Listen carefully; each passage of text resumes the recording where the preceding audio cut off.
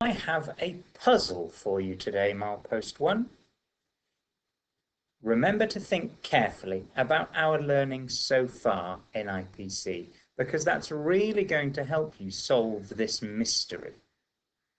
Here are two twin brothers. They're identical twins. And their names are Andy and Ben. They're identical twins, which means everything about them is the same. In fact, Andy and Ben were even more identical than normal identical twins. They were the same height, they were the same weight, they even had the same sized feet. There wasn't anything different about Andy and Ben. Now, as you can see, Andy and Ben went scuba diving. Before they went, they put on their fins, which were exactly the same. They put on their weight belts, which were exactly the same. They put on their jackets, which were exactly the same.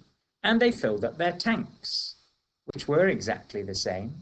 And they made sure they filled them up with exactly the same amount of air. So still, there was nothing different about Andy and Ben. Then they went for their dive. They swam down to exactly the same depth. They swam across for exactly the same distance.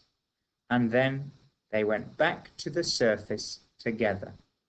They spent exactly the same amount of time underwater.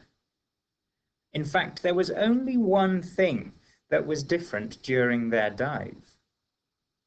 Halfway through their dive, Andy thought he saw a shark, and he is terrified of sharks, so he got very, very nervous.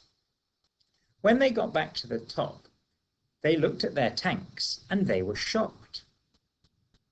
Andy had a lot less air in his tank than Ben. But everything about them had been the same amount of air. They dived to the same depth. They swam for the same distance. They were underwater for the same amount of time. Everything about them was the same. So here is my puzzle.